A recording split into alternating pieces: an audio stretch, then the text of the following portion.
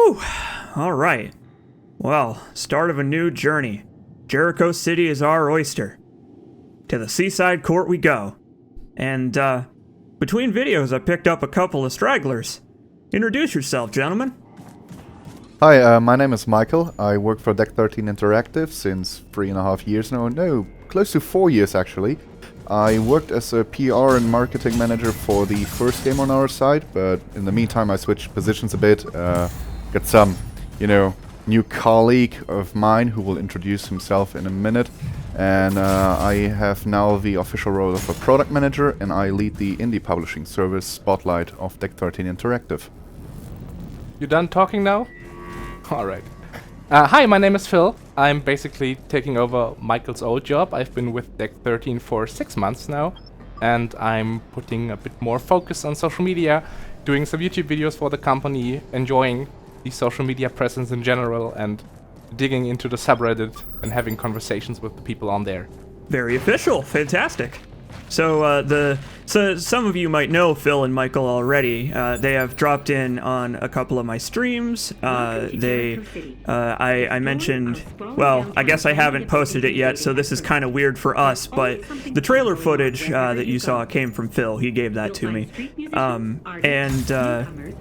They've been a really big help in stuff like getting me into the beta, some of the other footage you've seen, and I'm very glad to have you guys here. This is a wonderful opportunity for me to take advantage of you and improve my popularity. Sure. If that helps, if you think so. I'm glad we could make it happen, even with the time difference. Oh my god, it's 6 in the morning, I got up at 4, but you know what? I'm happy to do it. Because I love the Surge too. This game is seriously fantastic. I mean, for you it's what, 4? For us it's still early in the morning, it's like 1 PM, so yeah, I can understand you being tired. But no one asked him to get up 2 hours early. Listen, I'm doing this because I want to do it. I torture myself for the entertainment of others. Much like I torture my enemies before cutting off all their limbs. Chop chop? Chop chop. Hell yeah. So, this is, technically speaking, the first time we've cut off any armored parts since we're still at the beginning of the game, but I have a pretty extensive Let's Play on the first game, so I imagine a lot of people probably know how that works already. Basically, you target the limb, smack it around a bit, and eventually the armor will cut off, and you can do one of them fancy pants executions on it. Actually, not eventually. It will be cut if you cut it. Like well, in the okay. Okay, let's say it like that. Like in the first game, there was a general finisher, so if you did more damage to than just one part of the of your enemy, it would generate a general finisher. So that in that case, nothing would have been cut. But in the second game, as in the first game, most people did not really understand that. We changed that. So now, if you do damage to your enemy and you have enough energy to perform a cutting finisher, something will get cut, and it will be the part which got the most damage during the combat. I actually was wondering about that, because sometimes I've had a limb other than the one I'm targeting get cut, and I'm like, wait, why did that happen? I'm glad to know that it's intended behavior. That's pretty cool. Yeah, actually, the damage distribution is handled in a way that, let's say, if you are targeting the left arm of your enemy, but your cuts come always from the other side, and the blade will touch his right arm first, then go through his body, and then only attack the left arm. So the most damage will be dealt to the right arm in that case, and that means that in the end the right arm will be cut. Wow, man, it's been like less than 5 minutes, and already I've learned things that I didn't know. See, when I did the playthrough of the Surge 1, I had played like 400 hours of the game before I even started recording it, because, I used to speedrun it and all that stuff, so the inner mechanics of that game are pretty familiar to me. But this game just came out, so there's a lot of stuff like that hasn't been worked out by the community yet. It's really cool to hear about it. Actually, that system was in place for the first game as well, and that led to many general finishes where nothing would have been cut. Because, like, for example, the right arm would have gotten 30% damage, the body would have gotten 30% damage, and the left arm would have gotten 30% damage, and that would have automatically led to a general finisher in the end. So, and that's sort of the thing we changed. I love computers. Computers are fantastic bits of weirdness. He's not the only one learning new stuff today. I know. Yeah, this is Oh, super jeez. technical, and I just know that because, like, yeah, I know it. I don't know why. You're a fucking dinosaur. Yeah, I You've am. been with the company for so long. That's true. I'm getting Yeah. old here. So Phil is the newbie in this situation, I suppose. But Yeah, we're still making fun of him every day of it because of that. I'm the person most making fun of myself. Yeah, and we You know help what? him. It's good to be able to laugh at yourself, because then when other people laugh at you, you can say you did it first. It's also like the Tyrion Lannister quote from Game of Thrones, right? If you wear it like an armor, no one can hurt you with it. Man, that's impressive. That's deeper than I expected this to be already. Oh man, this is great. I should drag you guys along for this whole damn playthrough. That's great. Sure, I mean, this counts as work time for us, right? I think so. We get paid for it, right? Wait, what? I'm getting paid for this? Yeah, by your boss. Oh, that's amazing. Wow. So, crafting interface has been changed from the Surge 1. One of my personal little complaints about the crafting in the Surge 1 is that the crafting interface was, I think, like 5 or 6 icons to a row, but the sets obviously are all 4 pieces, so they kind of got jumbled up. But they've changed that now. So each set has its own row, even if it has less than 4 pieces, which means that it's all nice and organized, and it's so much easier to combine parts from different sets and all that. Yeah, It's it good had to shit. be adjusted, because not only because of that, but also because of how the materials are gained and how they are distributed now. Like, so that you can scrap, scrap higher tiers to lower tiers and all that. Like, all that is new, so you don't need to farm a certain MK level of a certain enemy anymore, and just, this way it feels more natural. And you know what the best part about having guests is that I was gonna explain that, and now I don't have to. It's been explained for me. Spoilers. So now, not only are you getting paid to do your job, you're also getting paid to do my job. So you pay me for being here? That's amazing! That's right. You are going to get a share of the multiple pennies I will receive in advertising revenue from YouTube. Yeah, cool, finally. So he has to get up early, Yeah, and then he has to pay you. Yeah, exactly. And I'm becoming rich because of that. So, I can quit my job and live on a lonely island for the rest of my life. You can buy the property from Deck 13 and make the Surge 3 all on your own. Oh yeah, but as we have announced before, like, the Surge 3 has to wait a bit because we're currently working on something new. Fantastic. You heard it here. Well, not first, but you heard it Exactly, no. No, it's like, the thing is, like, Deck 13 has now been working on the Surge franchise for how long? Maybe, yeah, close to 5 years now, and Yeah. and of course, like, we are still an independent studio, and we have to pitch to publishers our projects, and that means that we have to come up with pitches. And of course, there was always that security option of pitching just the Surge 3, but we had an internal vote going on before we went pitching, and the vote was pretty clear, like, yeah, please, let's do something new for now, because the team... Yeah, like, after 5 years, the team needs a break of the setting a bit, and that led to a different pitching. But it will also be published by Focus Home Interactive.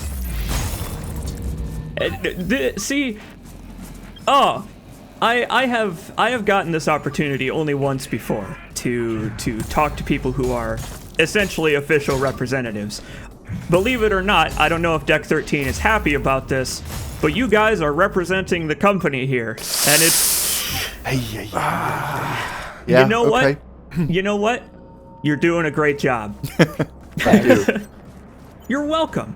So, I'm not going to say I planned for you guys to be here, but we're just running around right now demonstrating the cross combo system, which the game would have given me a tutorial pop-up about, but I have those turned off. In the Surge 1, you could combine vertical and horizontal attacks to get different combo chains, And now the game rewards you for doing that by referencing crosscode, I guess. Or, alternatively, by doing more damage to armored body parts and such. Yep. And this gentleman here is really the first test of that. Or not. Bye-bye! And let me guess, you were really afraid of falling down. I was, oh my god, I was... Anytime fact- there is a place to fall off in one of these games, I'm Yeah. always scared of it. You can't anymore. Yes, so If you're in the finisher, right? Huh? No, also during combat. I think we even made it that way, like, if you're in a combo, you can't fall off the ledge. I was gonna mention that as well. There is actually a specific example of that later on in the Let's Okay. Play. When the Surge 1 came out, there were a multitude of ways to send poor Warren flying off of cliffs. Yep. But in the Surge 2, they have taken measures to make it so that you won't accidentally kill yourself unless you walk off or dodge off even. Or just jump off. Yeah. There's still lots of room to kill yourself. We, because of the online features, we have some statistics. Which enemies are the most deadliest, and Gravity is still in the top 10, I guess? Top It's 5? still number 3. Number 3. Yeah. It went up from number 4, actually. Oh, that's fantastic. That's wonderful. Yeah, it is giving, it is doing heads-on-head to race. Like, it's changing from 3 to 4 to 4 to 3 and so on with the patrols in the government sector. So out of curiosity, I might have to spoil this, but out of curiosity, what's number 1? What do you think? Warden Garcia? No. I don't think he's even in the top 10 now. It's the statues in the park. You know what? That's actually totally fair.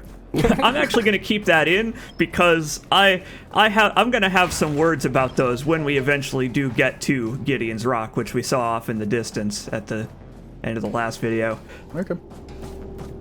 Fantastic. So I wanted to talk about that too while I had you here. The online features for the Surge 2 are fascinating. I have them turned off for this playthrough because... They're fascinating, I've turned them off. Yeah. Well, hold on. Don't let me finish. I have some bonus content in which I'm going to, futz around with them a bunch, because the stuff that we are about to pick up, we're about to get our first online connectivity item in a moment. It's really interesting. It adds some stuff to the game that I didn't know that I wanted, but that I did want. Okay.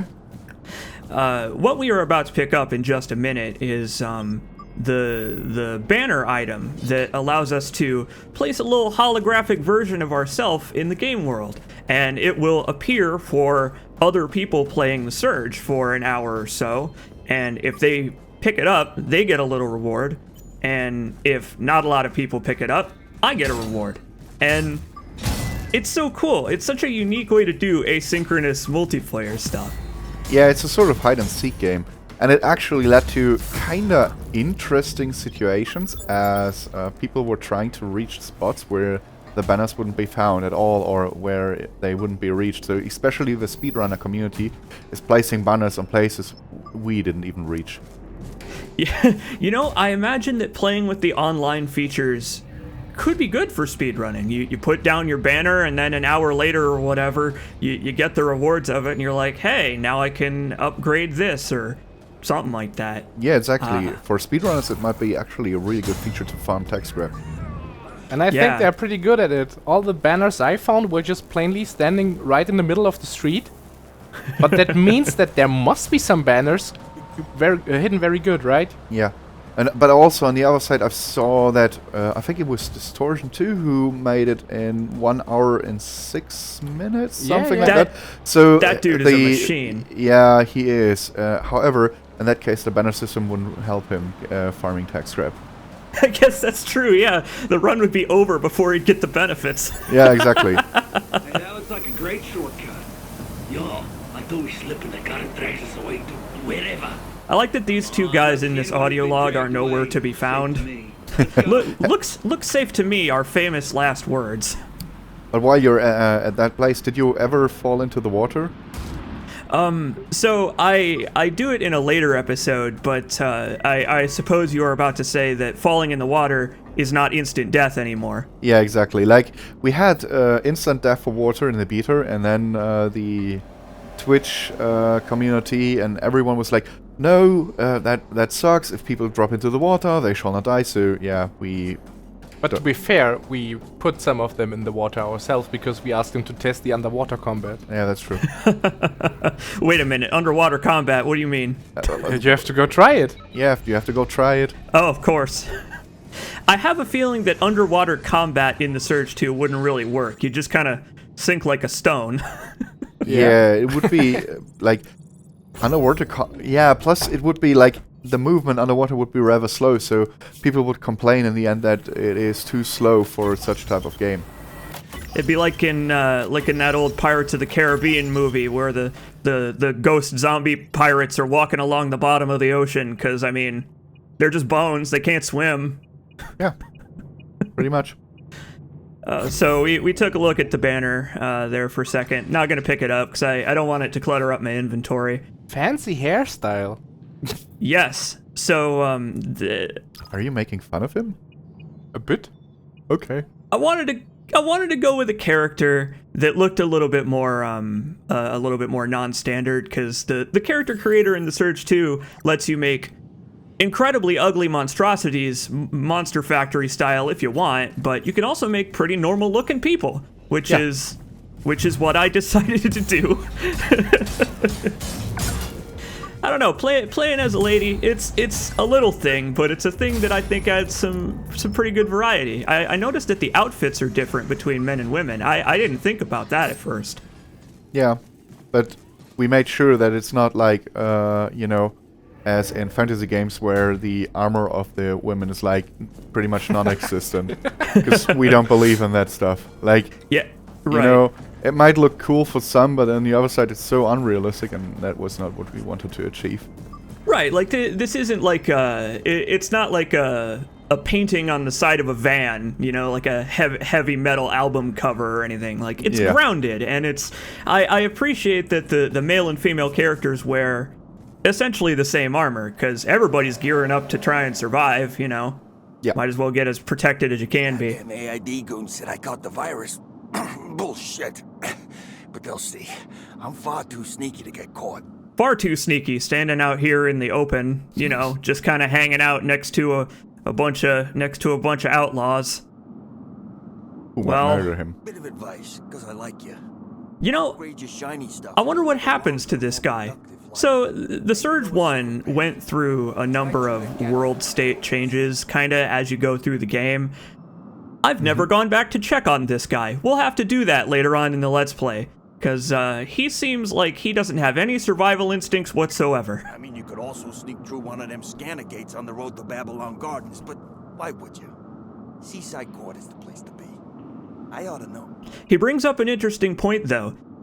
We are headed to Seaside Court because that's where Brother Truman told us to go, but we don't actually have to go there. This is something I think is kind of cool about the Surge 2, is it's not like an open world go anywhere you want game. It's still kind of a guided experience, but there are a couple of different routes we can take through the progression, basically. So if we wanted to head towards Gateway Bravo, where Ben Burke said he'd meet us, we could do that, but the forces on the way there are perhaps a little too much for my meager skill at video games, so we're not going to do that. Yeah, the thing is, like, the first search was super linear. Like, you have to go there, you have to go there, then you have to go do this, then you have to do that.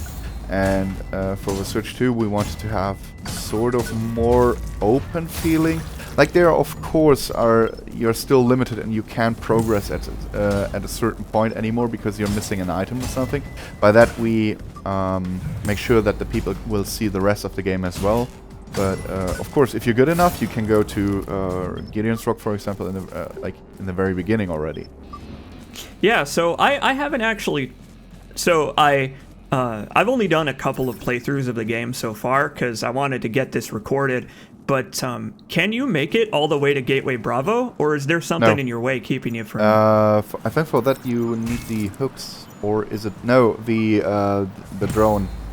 How's it called? Right. The starfish drone. Because without the starfish, you can't progress at some point. Yeah, I got so used to having it that I completely forgot that you need it. So, like in the Surge 1, our drone can be equipped with a special module that'll help us get to new places. You can see over there on the right, actually, one of those doors right now. So that is our first major progress gate. Oh, yeah, by the way, there's a message from the mysterious stranger on the ground right there. That's just an example of the graffiti system. You can leave messages for other players, and they'll show up, and you can rate them up or down to, I assume, control how often they appear, right? Wait a second, did he just miss to pick up the loot? Yeah. On purpose? I missed something? Yeah. Was there You loot? You Yeah. stood right in front of it, You talked looked about at how it. the graffiti was directing you towards it, and then you Oh. just walked away? You mean the the graffiti module? No, don't worry about it. I actually planned on that. Don't worry. I'm right. not that blind. I was super confused. Yeah, no, like the rate, like the tags, they appear in different worlds, and if you place a tag somewhere, and it will definitely appear in another player's world, and if it gets lots of good ratings, it will appear in other worlds too. Cool. So yeah, And does it? I assume that obviously it wouldn't really make sense for it to appear in different spots. The reason I say that is because so this is pulling back the curtain a little bit, but during the beta, there was some mass testing of the tag system going on, Yeah. and one Deck 13 Felix really enjoyed putting giant graffiti penises everywhere. He did? oh, He actually on did? On the stream I did, the pre-release stream, there is a graffiti penis just hanging out right outside the first med bay, and I lost my shit. It was fantastic. I think we have to talk to Felix again. I think we have to which one? We have 3 of them. It must be QA Felix, right? Yeah, it must be QA Felix. I will say, feel free to lightly reprimand him about this, but it was hilarious, so he doesn't deserve to get in We trouble. will tell him you were a big fan of his work. Like we have, but on the other side, like we have seen some amazing tags out there, like people putting exclamation marks above NPCs on the wall, so that people think they have a quest for them. And trust me, everyone falls for that. Even we do. My favorite one was the dance pad below the dancing NPC in the seaside court, which looked like the Dance Dance Revolution pad. Oh yeah, that was amazing. I saw that. That's also great. Yeah, it got tons of shitloads of good ratings, so it appears in quite a lot of worlds. It's a good meme. Yeah, it's a good meme. Fantastic. So, I have just obliterated this man's shield, so I didn't really get a chance to talk about it, but that man had a shield. We'll see more of them in a minute. The Surge 1 did not have... Well, actually, I guess it kind of did have charge attacks, didn't it? Because you could hold down the button to change to slightly different attacks sometimes, but now it's an official mechanic. Exactly. We can charge up our attack to do more poise damage, stumble an enemy pretty much automatically if we want, more impact, or to break shields. And when we encounter an enemy with a shield, I'm not going to say that I frequently forget this and bounce off their shield a few times like an idiot, but you might want to keep an eye out for that, because it may happen. Your directional blocking is pretty good, dude. Yeah. Thank you. That is something that I practiced a lot because I wanted to be good at it. Before recording it. I was considering playing through this without the directional block implant, but I'm not that insane. Okay. It also just makes you look super skillful and cool. Using It sure does, but my viewers know that I am anything but skilled at video games. You talked about several playthroughs you put into the Surge 2. How many times have you completed the game? I have beaten the game 3 times. I have beaten it once on my personal playthrough, and then again on the same save on New Game Plus. And then this Let's Play is my only other completion. But I've messed around a whole bunch with different ways to play, different ways to lay out your implants and all that. I was going to get into speedrunning the game, but that Distortion 2 gentleman, I don't know if I'll ever be able to beat him. He intimidated you. Oh, he kicked my ass. Oh man. I'm glad to have gotten a little community started though for speedrunning the Surge. Back in the day, I used to be the only one that did it, but now there are a couple people who do. There's my friend Different Ben. There's a Japanese runner who has brought the Surge 1 down to like an hour, which is insane. That's crazy. Like the Surge 1 is also just obliterated by now. It's nuts. Yeah. What was your personal best? My personal best was an hour and 45 minutes or so, a little bit under that. Which is also super impressive. It's good, but it ain't 1 hour good. I got a lot of comments on my speedrun record video saying like, I spent 6 hours in the first area, and I'm like, PAX was too hard for me. yeah.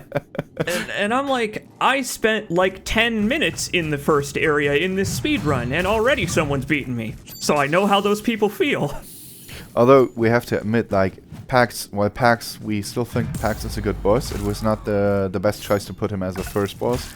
Because, yeah, no, it's kind of interesting, because in the game you always learn that, especially in the beginning, you learn to circle enemies, to stay away from them, to stay away from their hits, to stay on the distance, and then PAX requires the exact opposite, where you need to get really close to him to make some damage and to make some progress.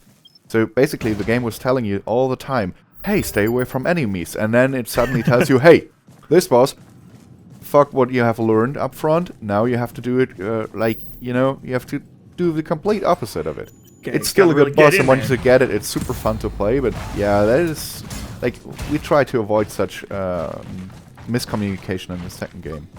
Yeah, I get it. So I mentioned in the commentary for the first video that Warden Garcia was a good introduction to the directional parry system. Yeah. Because he's using a single rigged weapon, which a lot of people are going to be familiar with the moveset, and obviously he's got pretty high windups on his attacks. So it's a good way to, to put to use what you learned in the tutorial. And Exactly. it's really interesting. So I mentioned this on my streams, but it's interesting to think that the Surge 2 has a much more straightforward tutorial. The first game just kind of dumps you in abandoned production, and it's like, go for it. Here's some pop-ups to show you how to play. Make it. Go, Warren, go. Basically, yeah.